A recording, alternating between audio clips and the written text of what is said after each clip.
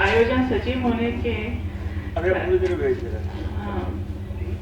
के कारण मैं थोड़ा सा कुछ बोलना चाहूँगी, अपने आप को रोक नहीं पा रही हूँ। जैसे क्योंकि मैं मध्य प्रदेश से आई हूँ और शासकीय महाविद्यालय में हमने देखा है कि जैसे जो NEP 2020 चली है, तो ये नई शिक्षा नीति जो आई है उसमें क्या है कि सारा सिलेबस उन्होंने चेंज किया है। अब उसमें चेंज किया है क्या, जो वर्षों से जो सिलेबस चला आ रहा था, जैसे मैं इतिहास पढ़ाती हूँ तो मैंने ये देखा कि उसमें आइडिया ऑफ भारत, जिसमें कि पूरे भारत की संस्कृति के ऊपर ही है। जैसे कि मैम ने कहा कि जो हमारे ऋषियों की परंपरा है वो चलना चाहिए आगे भी, तो निश्चित रूप से मैम ये परंपरा चलेगी, उसकी शुरुआत हो चुकी है।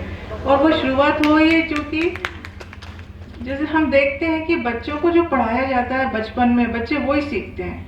अगर बच्चे कॉन्वेंट में जाते हैं, उन्हें वहाँ की जो परंपरा चल रही है उन्हें वो समझ में आता है। उनको लगता है कि मतलब वह ये सोचे कि उनकी टीचर जो सिखा रही है, उन्हें ऐसा लगता है कि हमारी टीचर सही बोलती है, हमारे पेरेंट्स गलत बोलते हैं। लेकिन टीचर भी वही पढ़ाएगी जो कि हमारी परंपरा है, वही बच्चा अपने घर में परिवेश पाता है, तो कहीं से कहीं तक उसके भटकने के चांसेस नहीं होते हैं।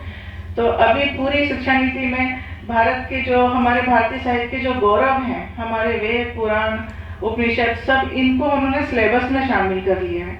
तो ये परंपरा तो आगे बढ़ेगी ही बढ़ेगी।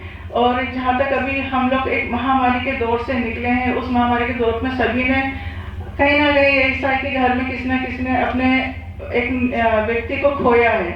मेरी स्वयं की मदर भी कोविड में चली गई थी 2020 में, 4 अक्टूबर 2020 को। तो उस महामारी को हम लोगों ने बहुत अच्छे करीब से देखा, अपने परिवार में भी सहन किया है। तो हम ये देखते हैं कि उस समय एक बहुत उक्ति वाक्य चला था कि अगर हम बाहर नहीं जा सकते, चूंकि लॉकडाउन था, अगर हम बाहर नहीं जा सकते तो हमारे अंतर मन में जाए। अंतर मन में क्या है? अंतर मन में हमारी स्वयं की खोज और उसके साथ में ईश्वर की खोज है। तो उस दौर में एक नास्तिक, कोई कैसा भी व्यक्ति जो बोले कि हम नास्तिक, हम भगवान को नहीं मानते, उसको भी भगवान को मानना पड़ा। तो आधुनिकता के साथ में आध्यात्मिकता सदैव चलेगी, जो कि सिंधु घाटी सभ्यता से भी हम देख रहे हैं। उसमें भी हमने भगवान की मूर्तियां देखी, श्री आदिशक्ति को वो मृण मूर्तियों में हमने पाया, पाशुपति शिव की हमने मूर्ति देखी है। तो ऐसे ही हमने अलग अलग भिन्न भिन्न कालों में अलग अलग तरह से आध्यात्मिकता से जुड़ाव व्यक्ति का देखा ही है। और ये आधुनिकता में हम देखें तो सहज योग है, मेडिटेशन और विपश्यना है। श्री श्री रविशंकर जी के वहाँ भी लोग जुड़े हैं, तो किसी न किसी रूप में। और अपना जो पौराणिक वैदिक धर्म है यहाँ पे है ही से।